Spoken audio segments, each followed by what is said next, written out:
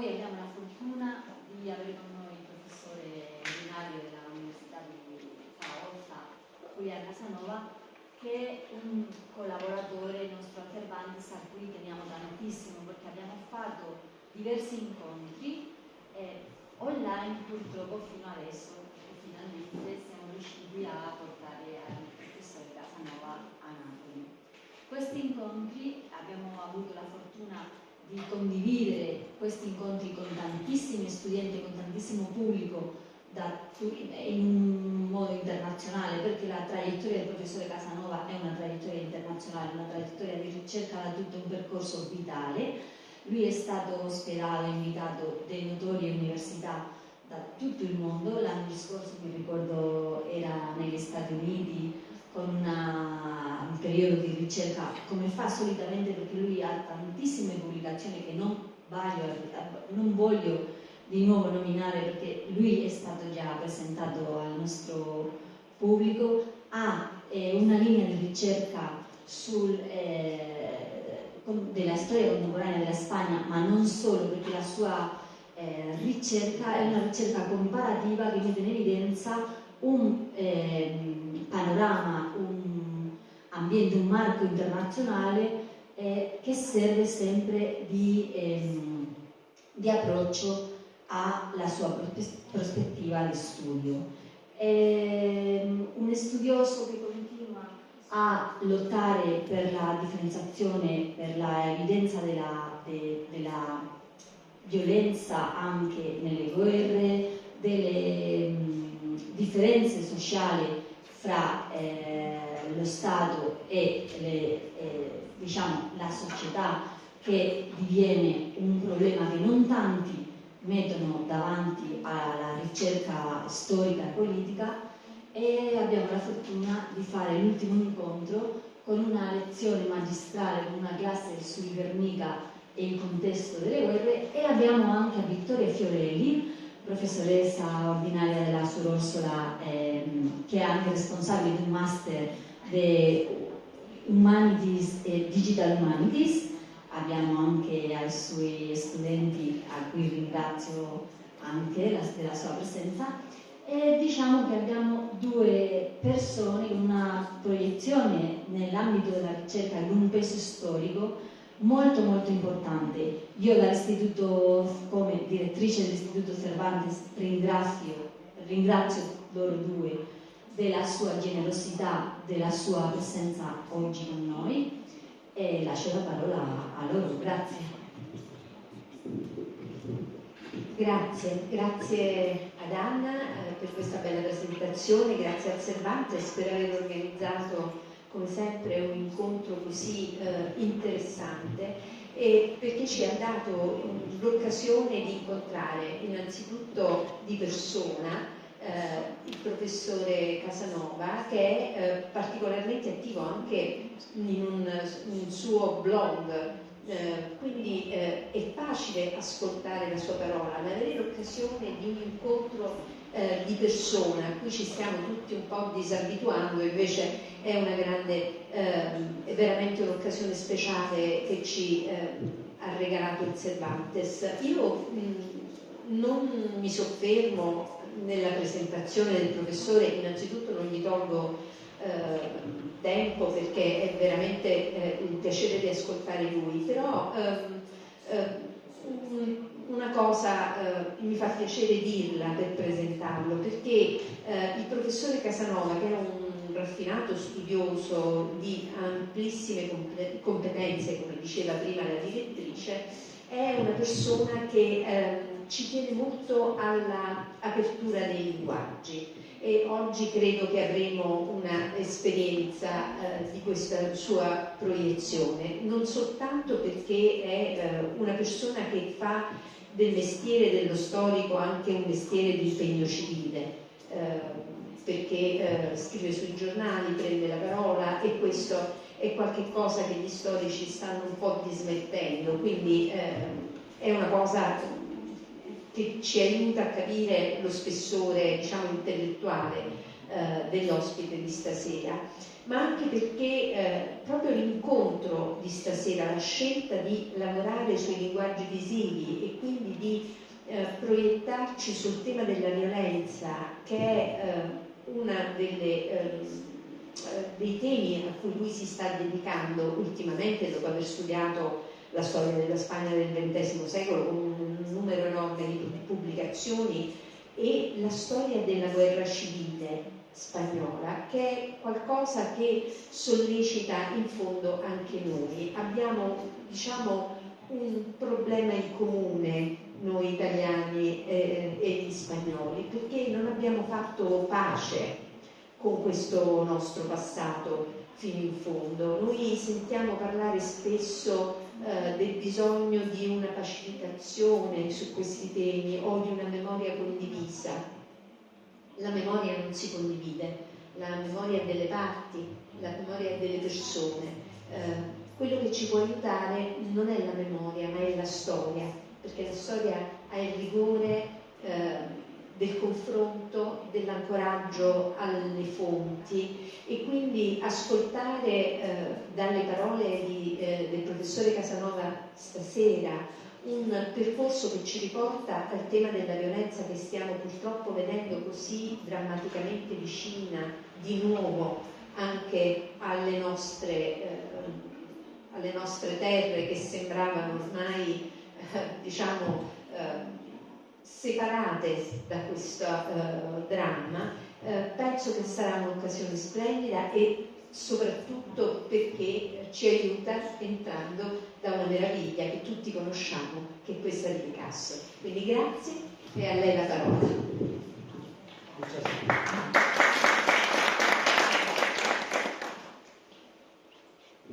Muchas gracias. Sí. Sí.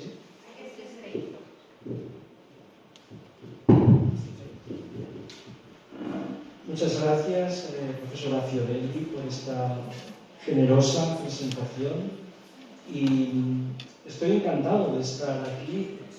He dado 11 conferencias online en los últimos 4 años en Nápoles. Yo no había dado nunca tantas conferencias en un centro, salvo en la Universidad de Zaragoza. No recuerdo haber dado, y he dado conferencias en muchos países del mundo, no recuerdo haber dado en ningún sitio este número de conferencias, en el que he podido hablar de la historia de España, de la historia de Italia comparada.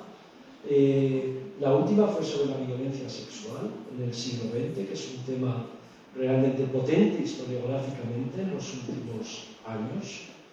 Y pensé que, al ser hoy presencial, iba a cambiar un poco la forma de dar la conferencia. Entonces, lo que voy a hacer es explicar qué es la pintura de historia, por qué Picasso tardó tanto en hacer un cuadro de pintura de historia, tenía ya 56 años, no volvió a la pintura de historia prácticamente nunca, unos pocos cuadros hasta la guerra de Corea, ¿no? Y después prácticamente lo abandonó.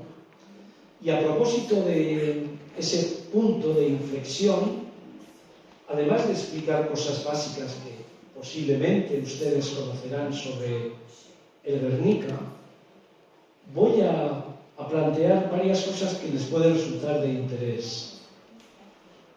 ¿Por qué la guerra civil es un punto de inflexión en la deshumanización del contrario? ¿Por qué hay antecedentes clarísimos en la Primera Guerra Mundial? Les voy a situar 3 cuadros entre la Primera Guerra Mundial y el nacimiento de los fascismos, para que veamos este punto de inflexión. Introduciré a Picasso y les plantearé el problema también al final de la historia y memoria sobre todos estos temas. Van a ver que les voy a poner los cuadros, pero también les voy a poner varios clips donde van a ver cosas muy interesantes sobre la historia de España, de la Guerra Civil, de unos programas que me encargó Televisión Española hace el año 2006.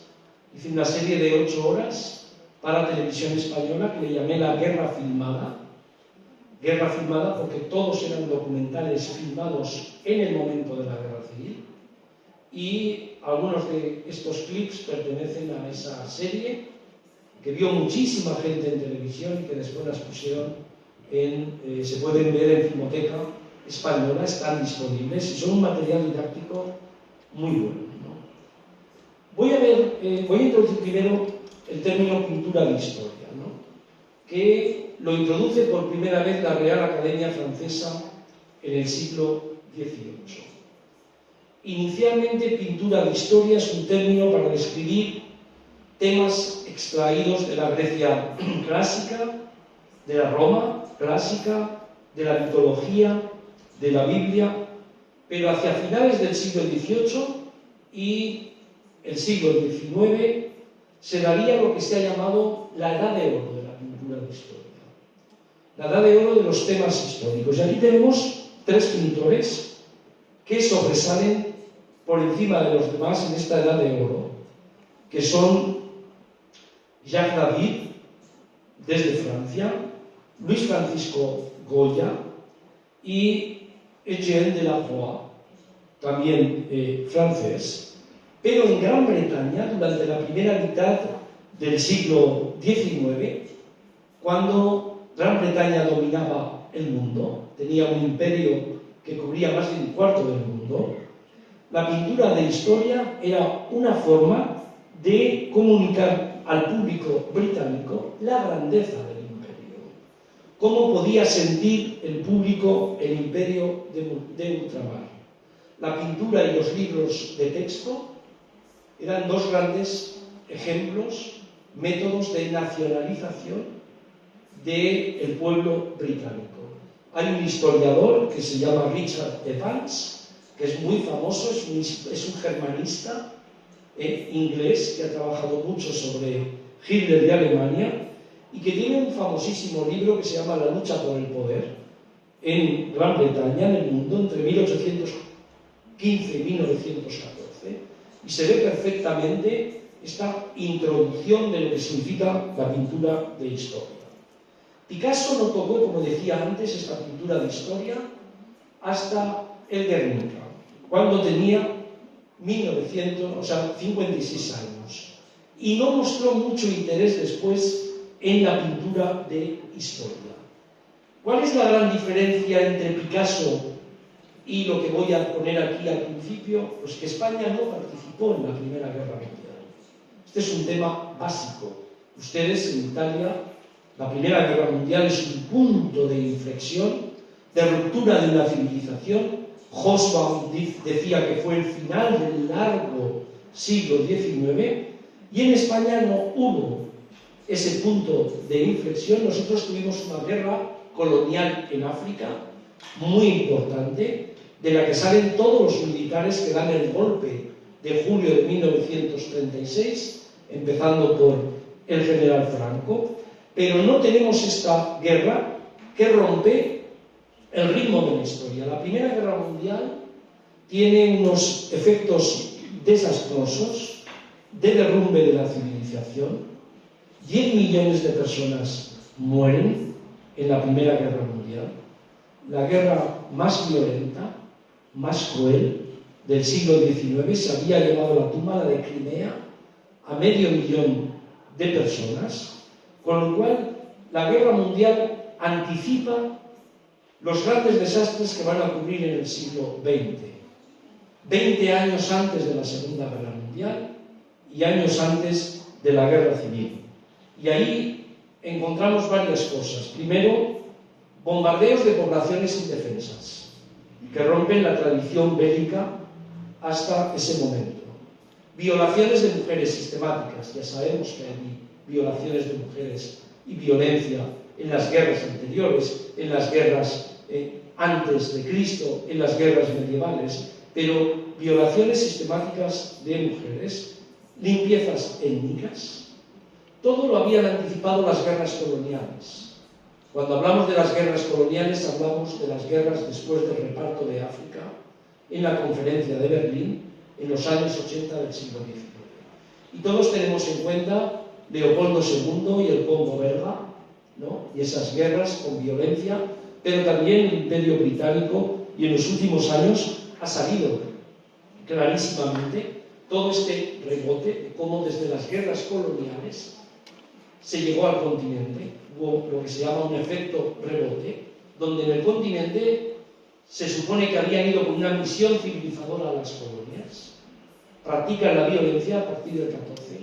Una buena parte de las cosas que se ven en las colonias aparecen en Europa. Voy a destacar entonces 3 formas, hay muchas, pero no es el tema de esta conferencia, pero daría para una buena clase de historia. Voy a destacar 3 formas en las que varios artistas respondieron a los horrores de la Gran Guerra.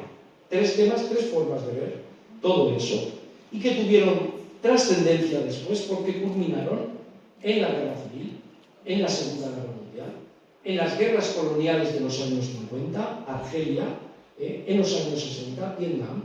Lo podemos ver hoy en Gaza, lo podemos ver hoy después de la invasión de Ucrania por parte de Rusia. La primera forma es la conciencia que creó en muchos artistas, literatos, políticos, historiadores, la gran carnicería, la gran pérdida de la Primera Guerra Mundial. Esos soldados anónimos que no deberían ser olvidados, pero todo se centró en su ausencia. Vamos a pasar al primer cuadro. Primer cuadro, que sería un homenaje al soldado desconocido. Aquí estamos en la tumba de un soldado en Kenari. Es del pintor Paul Joux, francés. En 1917 está en el Museo del Ejército de París, y esto se podría ver para británicos, franceses, italianos, alemanes, perdedores y vencedores de la Primera Guerra Mundial. Tenemos ahí un casco sobre la cruz, el casco de un soldado desconocido. Si van ustedes a Francia verán esos largas filas de cruces blancas en cementerios. Verán ustedes como frente a eso después la memoria quiere identificar con nombres y apellidos las personas que murieron en el Holocausto, en la represión, en el Gulag, en la Guerra Civil, en la Segunda Guerra Mundial, en las Torres Gemelas de Estados Unidos. Entonces es un homenaje al soldado desconocido, donde el casco, más que la tumba, representa el patriotismo, el sacrificio del soldado. Hombres todos.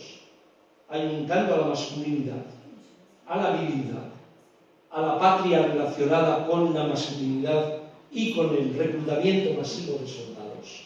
Es un tema nuevo desde finales del siglo XIX. Y sobre todo la máscara de gas. Esa máscara de gas que ustedes ven en un soldado. Comparen una pintura de historia de Delacroix, una pintura de historia del ejército del siglo XIX, con coloridos, con esta máscara en una cara que no se ve, gris, de un soldado anónimo, no se le ve la cara. Y entonces de los uniformes tradicionales, de los uniformes con colores, de los uniformes de infantería, se pasa al caqui, al gris, a la cara escondida, bajo un casco de acero, y a la máscara de gas, donde el soldado pierde la identidad y donde ya nos avanza algo muy importante. Detrás de esto empieza la guerra química. Detrás de esto empieza la aplicación de la ciencia al servicio de la destrucción. Detrás de esto empieza la ruptura de aquella idea que creía que el progreso iba a liberar a la humanidad.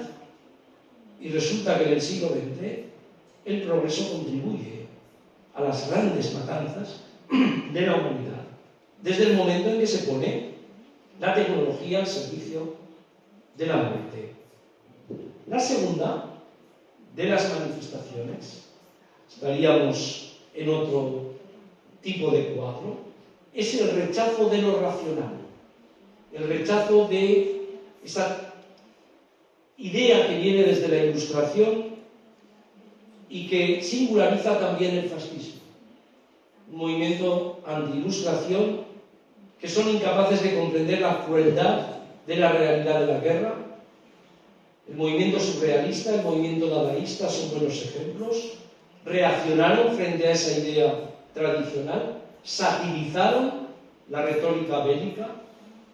No es casualidad carente de significado que André Breton y Louis Aragon, que son un poco los fundadores del surrealismo, fueran estudiantes de medicina en un hospital en París en 1917, donde vieron un montón de heridos, un montón de gente herida en la guerra, fueron testigos del horror y de los daños causados por las guerras a todas esas víctimas.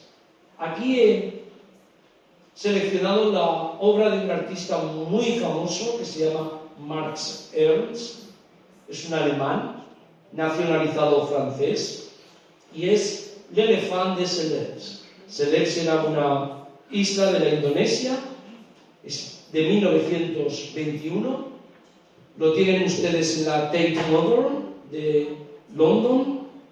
Y aquí ven un cuerpo fragmentado y un tanque en forma de elefante, que es el reflejo de la distorsión del trauma causado por esa poderosa maquinaria, la tecnología moderna, al servicio de la muerte.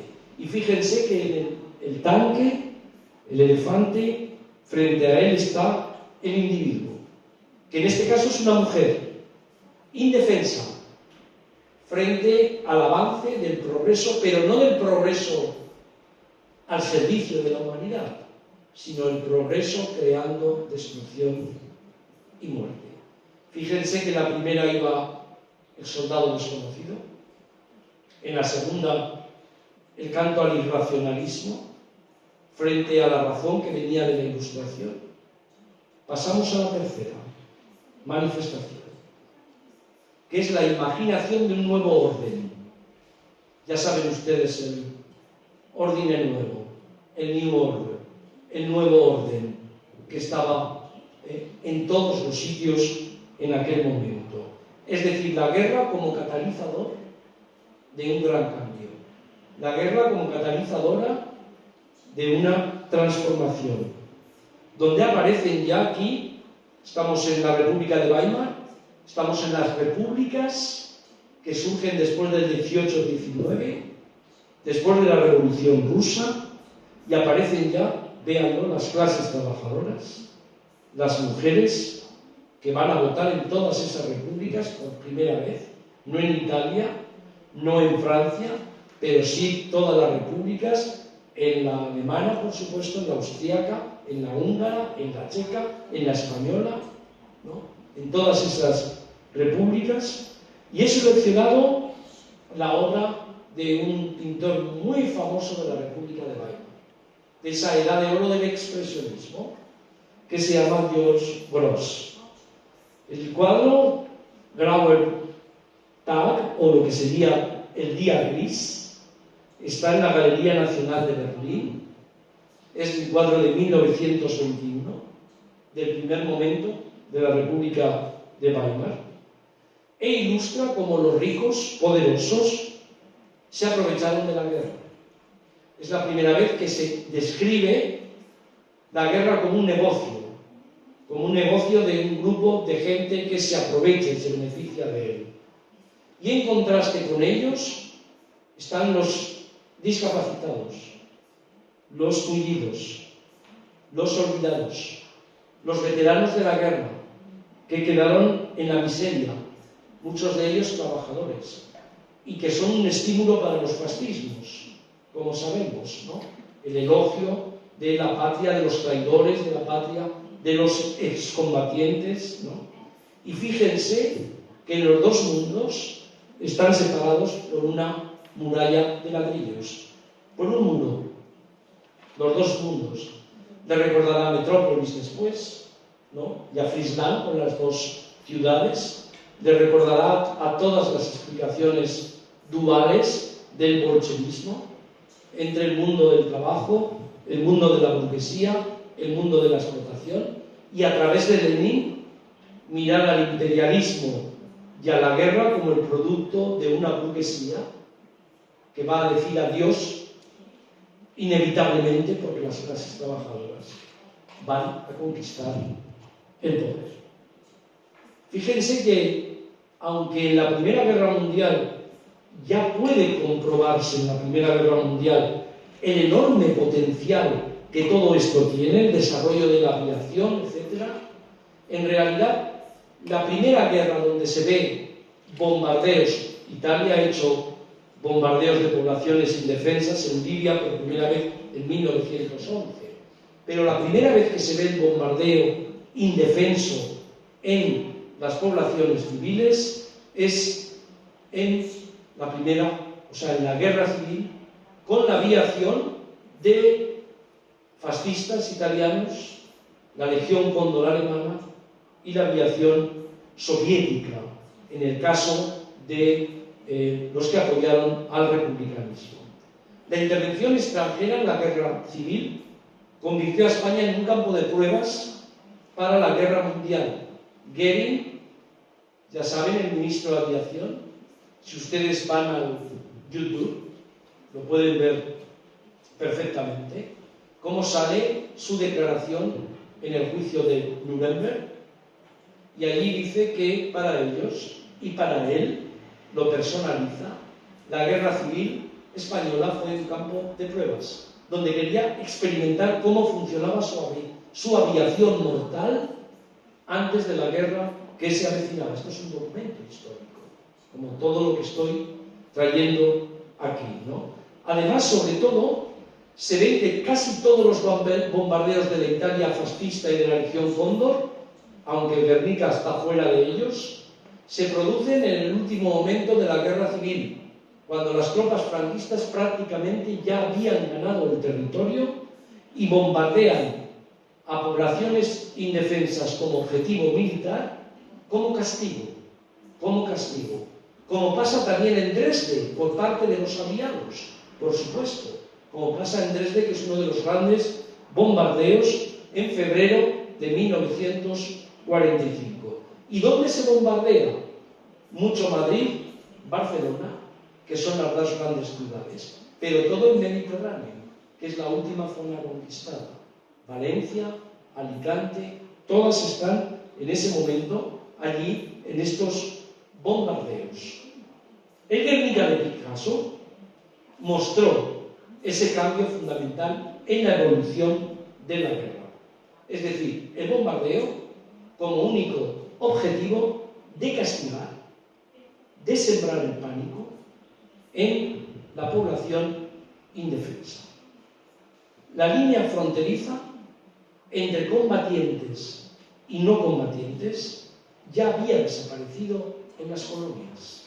Ya en las colonias la artillería bombardea poblaciones, a niños y a mujeres. Pero en el Guernica se ve ya claramente, lo vamos a ver después en el cuadro, donde se asesina a gente en bombardeos planificados, sistemáticamente planificados.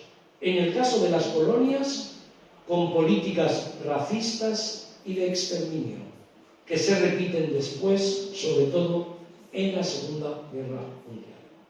Y aquí tenemos un dato que espero que a los estudiantes más jóvenes les interese muchísimo, en especial porque es el punto grande de inflexión.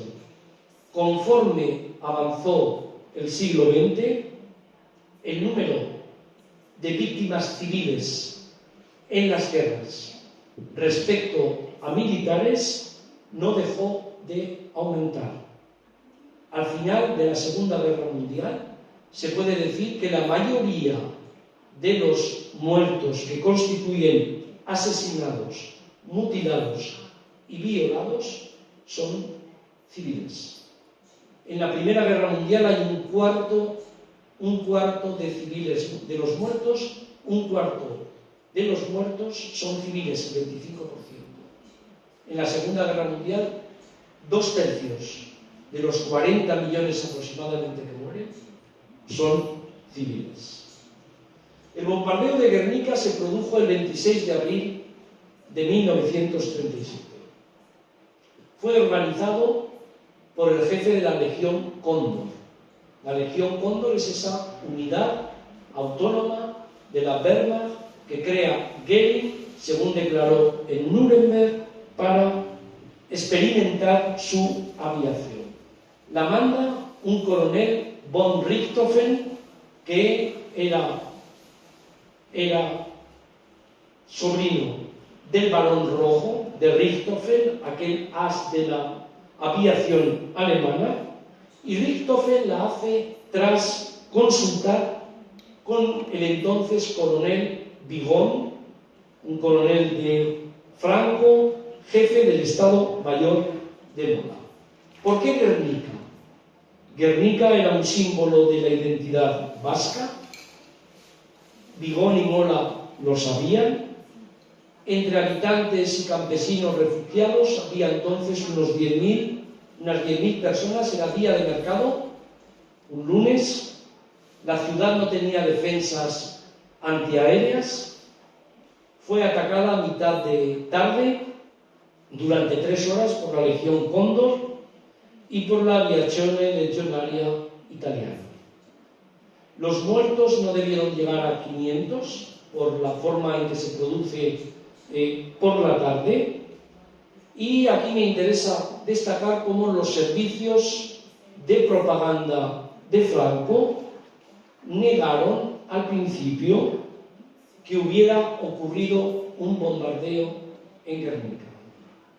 Cuando se vio que eso era imposible de mantener, esa posición ya no se podía mantener, se hizo insostenible, atribuyeron la destrucción de Guernica a los propios vascos, un falso bulo que ya se había desaparecido, pero con Vox hoy vuelve a renacer en España. Hay gente que está empezando a revisar este tipo de historia en estos momentos.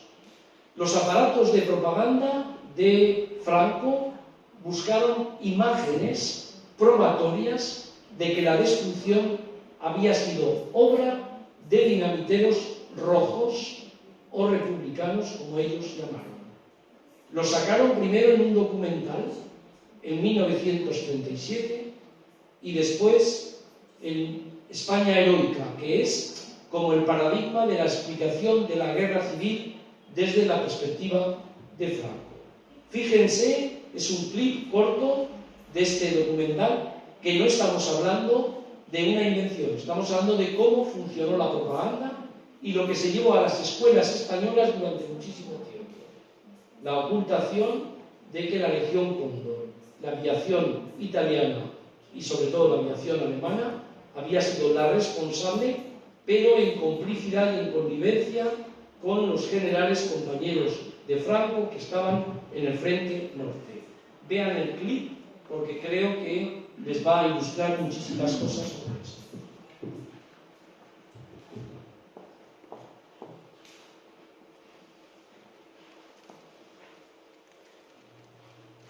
Guernica, no queda de ella más que el nombre. La meca del legítimo pueblismo vasco ha desaparecido. Cierta prensa aseguró que esta desgraciada ciudad fue destruida por la aviación nacionalista. La grabación de hierro del frontón y los bidones de gasolina acumulados frente a la iglesia demuestran que fueron patrullas de incendiarios quienes echaron sobre sus hombros la tristísima misión de arrasar la pintoresca cuna del pueblismo vasco.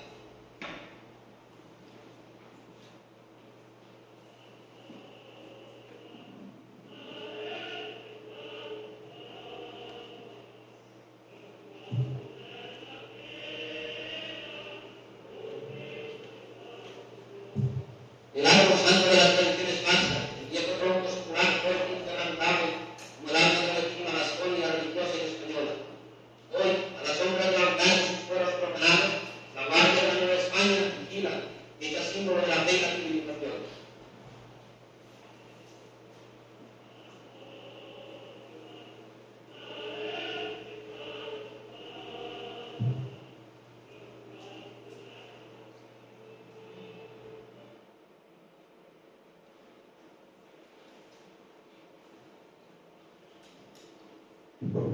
Les voy a traducir lo que ha dicho. Está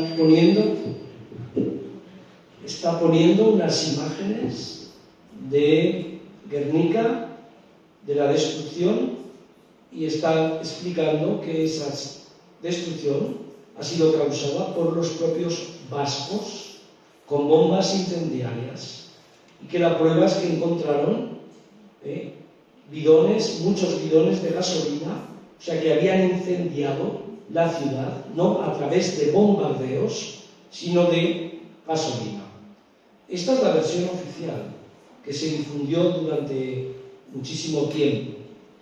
Ahora van a ver ustedes cómo coincidió que en la Exposición Internacional de París, antes del Guernica, habían encargado a Picasso una pintura, un cuadro, y Picasso, cuando conoció las imágenes de Guernica, decidió pintar un cuadro sobre la destrucción de Guernica. O sea que no es un encargo ex professo para pintar Guernica, sino que antes de finales de abril se encarga a Picasso y él es el que decide que Guernica sea el cuadro. En 1937 se produce el bombardeo y el gobierno republicano, que lo preside entonces un socialista, Largo Caballero, encargó a Picasso un cuadro para el pabellón de la Exposición Internacional de París, que se iba a celebrar, y se celebró, desde el 25 de mayo de 1937 al 25 de noviembre de 1937. El proyecto ese no avanzó hasta que Picasso conoció el bombardeo de Guernica. Él no sabía exactamente cómo colaborar, quería colaborar a favor del gobierno republicano, pero no lo supo hasta que no vio el bombardeo de Guernica. Van a ver ustedes un vídeo que expone la República sobre la primera piedra en el pabellón español por el embajador de España en París, Luis Araquistáin, que es un gran divulgador del socialismo. ¿Por qué tiene este vídeo importancia? Para que vean en aquel momento todavía Frente Popular en Francia, para que vean la forma en que el gobierno francés trata al gobierno republicano todavía como una democracia, como la exposición va a ser la exposición de un gobierno democrático que está bajo el acoso fascista en una guerra civil. Desde ese punto de vista lo van a ver porque es interesante el lenguaje. Un año después, este lenguaje ya no se produciría, porque una parte de lo que es ya el nuevo gobierno de Francia ya no tiene la misma simpatía hacia el gobierno republicano español.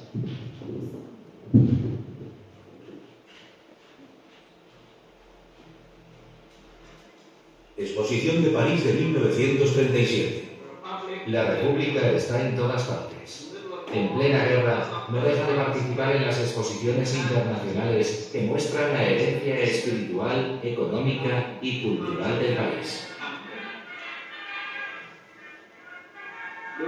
Luis Araquistáin representa a la España republicana en París. Inaugura las obras de construcción del pabellón español en la exposición de 1937. Pronunciaron discursos Luis Araquistáin y César Gaos, el comisario general español en la exposición. Las distinguidas personalidades francesas presentes demostraron una vez más los profundos lazos espirituales existentes entre dos países democráticos.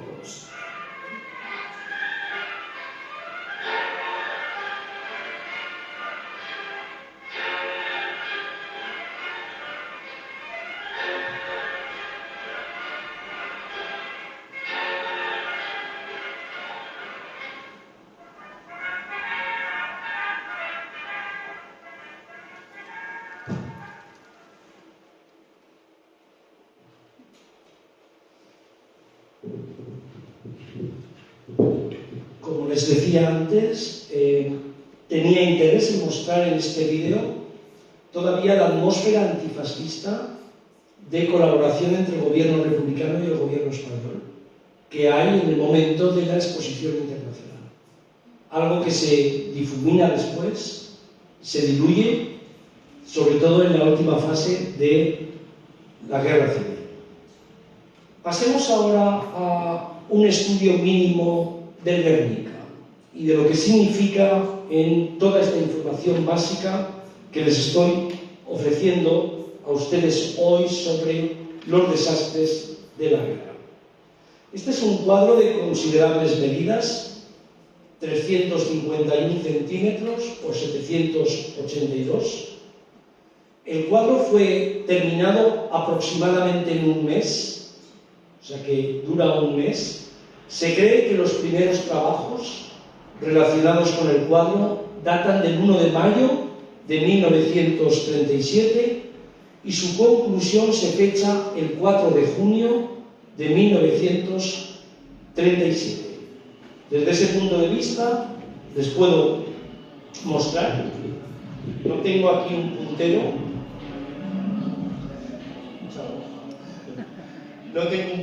pero les puedo mostrar las figuras que aparecen en el lienzo. Podemos distinguir hasta 9 seres animados, de los cuales 4 son mujeres gritando. Ven allí una, ven allí otra, ven allí otra, las 4. ¿Lo ven, no? 4 mujeres gritando. Otro es un recién nacido que está muerto en brazos de su madre. Lo pueden ver también allá, a la izquierda, ¿no? El recién nacido, formando ambos una imagen típica de una pieta, ¿no? Otro más es un soldado varón, largo en el suelo, ¿lo ven? Que lleva una espada partida en la mano. Y en cuanto a los seres no animados, hay 3, no humanos, hay 3, 2 de ellos con una presencia rotunda, dominante, en la composición, un caballo y un toro. Lo ven allá. Y en medio de los dos, en lo que parece o una paloma, un pájaro muerto, al que se le da en aquel momento menos importancia, ¿no? El resto de los elementos discernibles en el cuadro son comparativamente más someros, más confusos, salvo uno, la bombilla, que aparece en el centro como un ojo que preside la escena, que ilumina toda la escena. Y también aparece muy nítida la imagen de una lámpara que lleva la mujer con el brazo extendido, que alumbra de nuevo una escena porque ella irrumpe súbitamente en la escena. Y por supuesto, la espada rota, agarrada, que lleva el soldado muerto. Son secuencias de interiores donde una persona desde fuera se aproxima a un interior que en vez de ver todo confuso y oscuro, lo ve con luz y con llamas, ¿no? Hay una presencia, lo ven, ¿no?, de las llamas en aquel momento. Para explicar esta extraña visión de un bombardeo desde el interior de una casa, se ha aludido al efecto patético de una ciudad arrasada. Hoy la vemos muy claramente en las ciudades arrasadas cuando entra la televisión y dentro ve lo que es un edificio. Pero en aquel momento, desde ese punto de vista, es lo que la primera vez que se ve. Por supuesto, los violentos claro-oscuros que utiliza Picasso ayudan a esta composición. Veamos un poco más la explicación sobre el Picasso. El Guernica diríamos que es el paradigma de la pintura de historia del siglo XX. como he explicado antes, el origen de la pintura de historia, y dentro del mismo, dentro de esa categoría, la más conocida, el cuadro de una batalla, la épica militar. Los estudiosos han recordado que Picasso y esta pintura de historia recuerda por una parte a un frontón clásico y por otra a un tríptico de altar. Lo del tríptico de altar lo ven claramente, y el frontón clásico ven el triángulo, ¿no?, que está trazando sobre la bombilla a izquierda y derecha.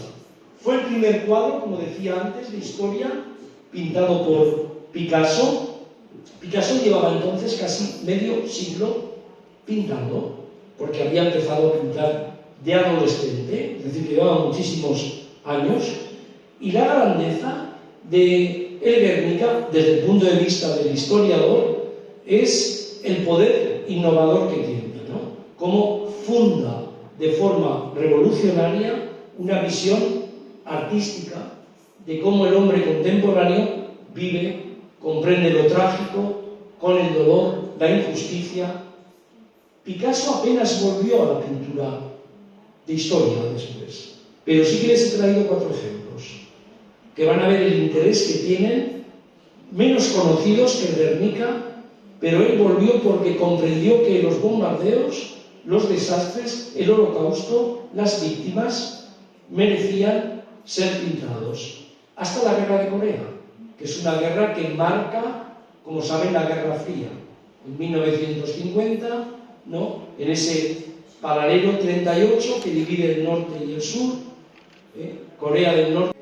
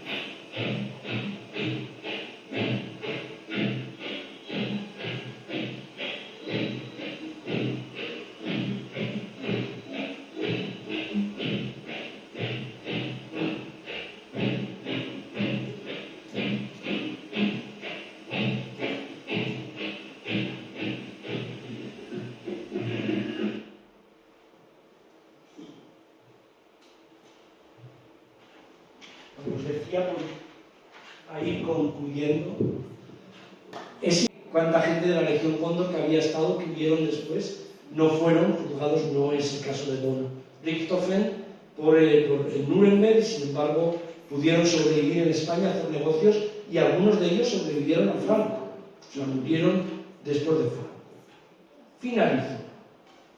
¿Qué pasó? Una vez concluida la Exposición Internacional de París, el Guernica emprendió un recorrido internacional para sensibilizar a la opinión pública europea, pero después también norteamericana, sobre la situación de la Segunda República Española.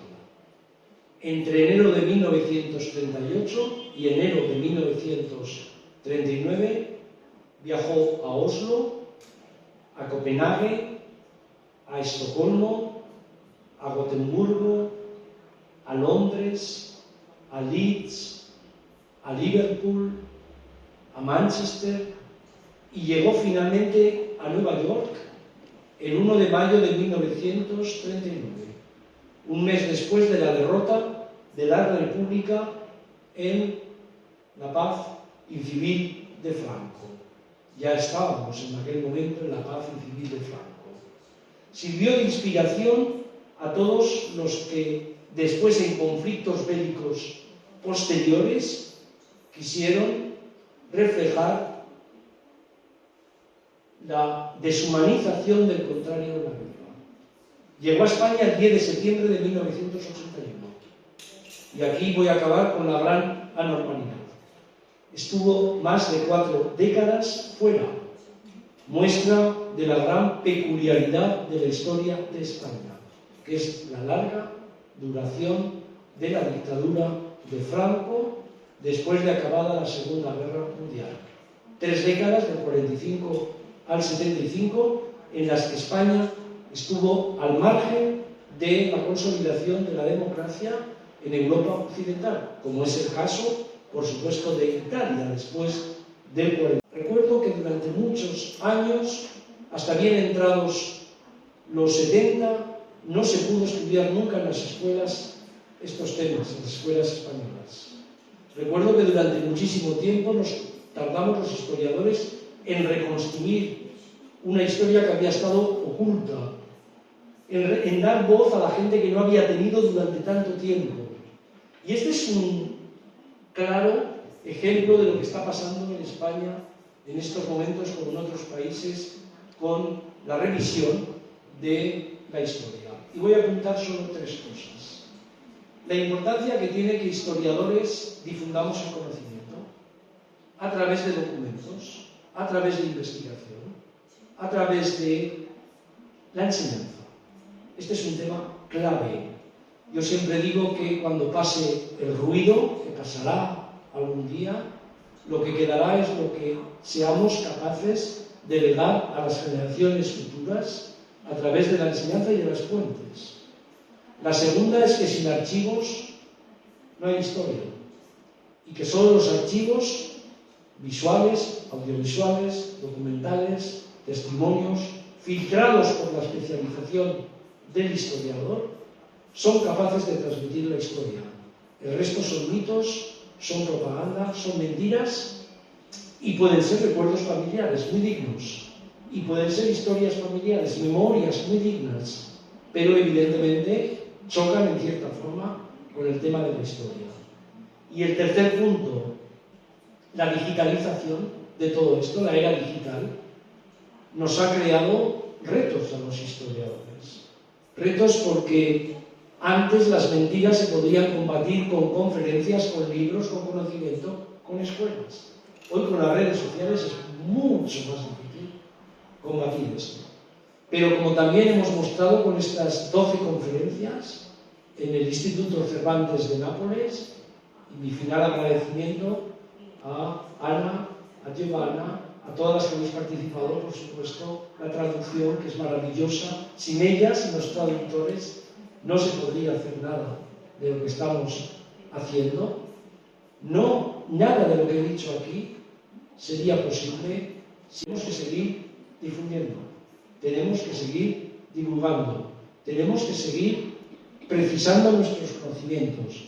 Y tenemos que recordar a las generaciones futuras que la democracia tiene muchos vicios, muchos defectos, pero que si quiebra la democracia, los ecos del pasado, de la destrucción, de la violencia, son incomparablemente peores de lo que nos ha tocado vivir en este mundo.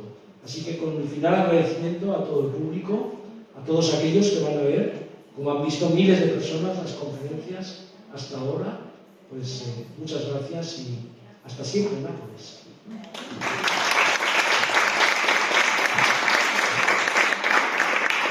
Possiamo fare qualche domanda, una, due, al nostro pubblico la parola. Non ci sono domande? Vittoria, tu vuoi dire? Io avrei tante cose da dire, perché proprio grazie innanzitutto, perché è un modo di raccontare la storia. Come lei diceva giustamente, noi storici abbiamo una grandissima responsabilità, e io trovo che la più grande responsabilità è quella degli storici che non affrontano il pubblico, che restano chiusi in linguaggi che non vengono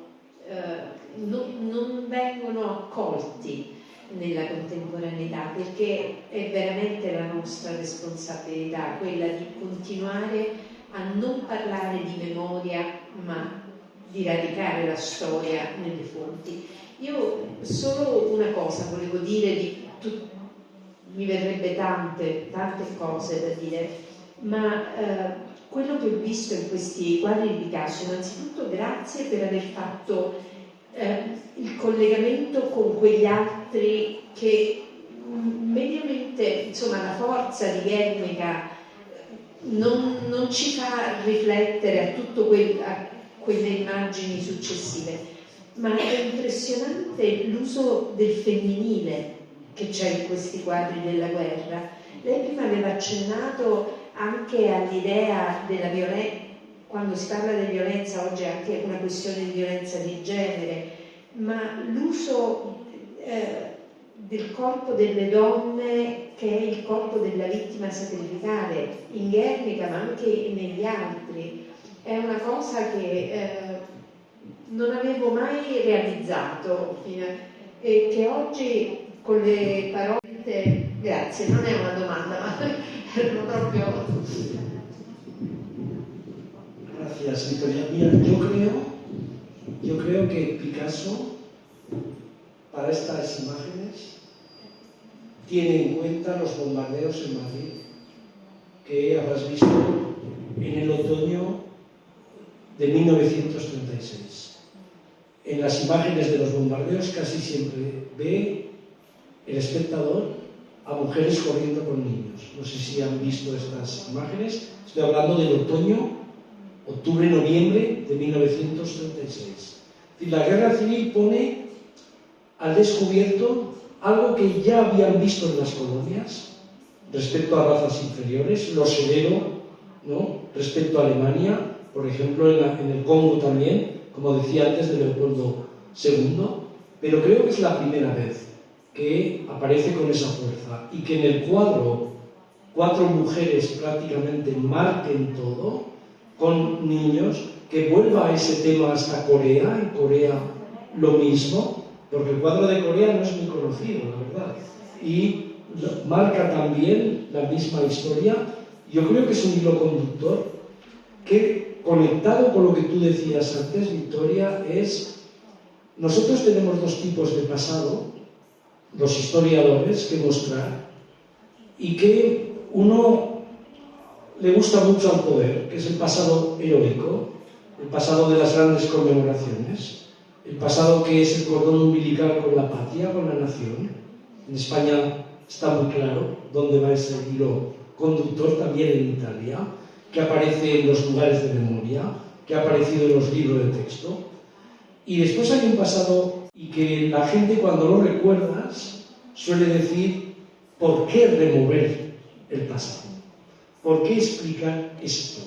¿Por qué ¿qué necesidad hay de explicar esto cuando en realidad lo que queremos recordar son los grandes momentos de la historia? Entonces yo creo que el cuadro de Picasso y todas las pinturas posteriores son un hilo conductor de una persona que capta que la forma de apoyar a la República no es hacer un cuadro épico de la defensa de Madrid o un cuadro épico de cómo la República indefensa frente a los fascismos, sino un cuadro de la deshumanización del contrario a través de un bombardeo en una población elegida por lo que significaba como símbolo de la población vasca, ¿no? Creo que este es un poco el tema fundamental. Ma anche il fatto che abbiano portato la guerra in città, perché gli aerei hanno portato la guerra in città.